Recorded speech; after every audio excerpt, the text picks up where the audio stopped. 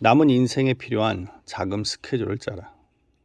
계획하지 않은 목표는 아무런 의미가 없다. 10억을 모으고 싶다면 지금 당장 시작하라.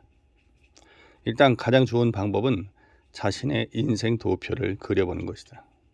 가장 먼저 해야 할 일은 본인의 꿈을 이루기 위한 준비 단계로 자금 스케줄을 짜보는 것인데, 자금 스케줄을 짤 때 가장 많이 쓰는 것이 일생의 마스터 플랜이다. 이 마스터 플랜은 본인의 나이와 배우자의 나이, 자녀의 나이를 기본적으로 기록하고 주택 구입, 주택 확장, 자녀 교육, 자녀 결혼 등에 대한 지출 아이템을 기록하는 방식으로 만든다.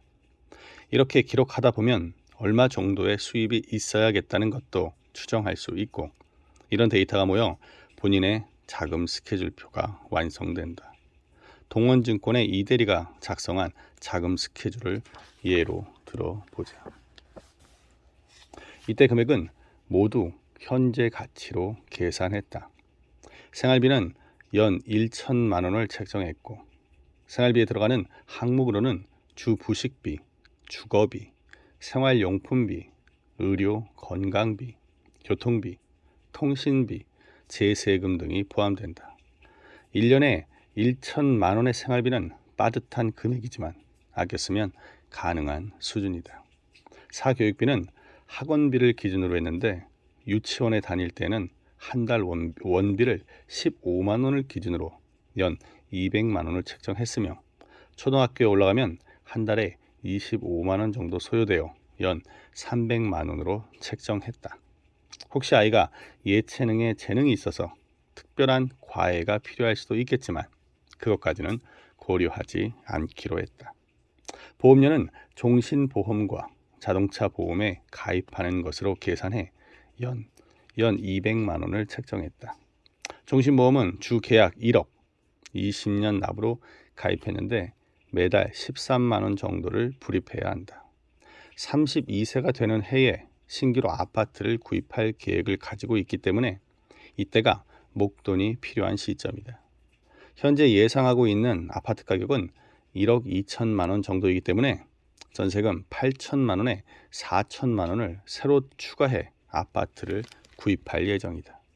이렇게 구입한 아파트는 양도소득세가 면제되는 3년 뒤에 확장하며 최종적으로 39세에 한 번 더 확장할 계획이다. 어차피 40대가 되면 자금 수요가 많아질 것으로 예상해서 좀 무리가 되더라도 30대에 주택 확장을 마무리 지으려고 한다. 그래서 40대는 주택 걱정을 하지 않고 홀가분하게 자녀 뒷바라지에 신경 쓸 요량이다. 사실 30대의 자금 수요는 주택 자금과 가장 밀접하게 맞물려 있다. 주택 자금을 제외하고는 생활비 외에 달리 들어갈 돈이 없기 때문이다. 아직 두 자녀가 유치원이나 초등학생이기 때문에 학원비 정도만 부담하면 된다. 따라서 이대리는 30대에 최대한의 저축을 통해 주택 문제를 해결하고 종잣돈을 만들 예정이다. 가계비상금은 비상시에만 사용하려고 하는데, 이대리의 연봉이 3천만 원이기 때문에 그의 10%인 300만 원으로 책정을 했다. 300만 원이란 돈은 3달에서 4달의 생활비에 해당하는 금액이기 때문에 걱정한다고 생각한다. 물론 별 탈이 없으면 2월 되는 돈이다. 중학교까지는 의무 교육으로 학비를 내지 않는다.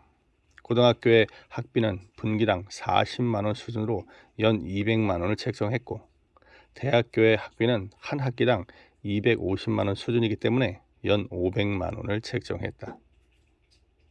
사교육비는 학원비 기준으로 중학교는 월 30에서 35만 원으로 연 400만 원을 책정했으며, 고등학교 때는 월 50만 원으로 연 600만 원을 책정했다.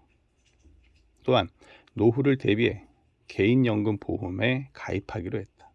10년 동안 매달 50만 원씩 납입을 하면 60세부터 죽을 때까지 한 달에 100만 원 정도 받을 수 있다.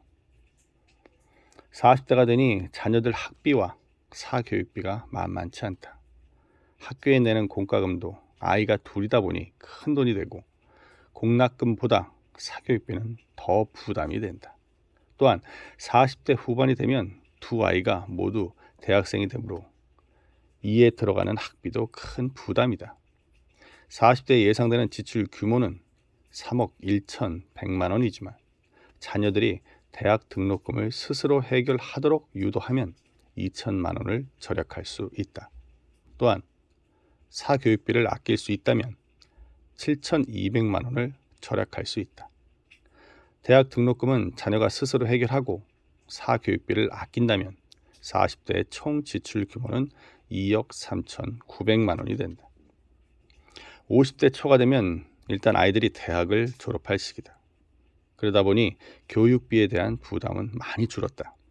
하지만 결정적인 복병이 존재하고 있으니 50대 중반에 있을 자녀들의 결혼이다.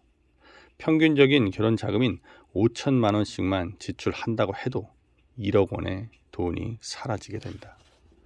50대 중후반은 수입이 많이 줄어드는 시기인데 이럴 때 1억 원이란 돈이 사라진다면 큰 부담이 아닐 수 없다. 이런 부담을 줄이기 위해서는 미리 자금 계획을 준비하는 자세가 필요하다. 50대에는 2억 5천만 원의 지출이 예상되고 있다. 이때에도 자녀가 스스로 대학 등록금을 마련하도록 한다면 2천만 원을 절약할 수 있다. 또한 결혼 자금도 본인들이 준비하고 봄으로써 최소한의 성의 표시만 해 1천만 원 선에서 끝낸다면 8천만 원을 아낄 수 있다. 이렇게 절약한다면 50대의 지출 규모는 1억 5천만 원으로 줄어들게 된다. 60대가 되면 30대의 주택 구입이나 40대의 교육비, 50대의 결혼 자금에서 벗어나 이제 지출은 많이 줄었다. 생활비는 두 자녀 모두 분가했기 때문에 20% 감소한 800만 원으로 책정했다. 이제부터는 본인이나 배우자의 의료비, 경조사비 등의 지출이 늘어나고 가끔 부부 동반으로 여행도 할 수 있을 것이다. 그야말로 인생을 즐기면서 살아갈 수 있는 나이가 된 것이다.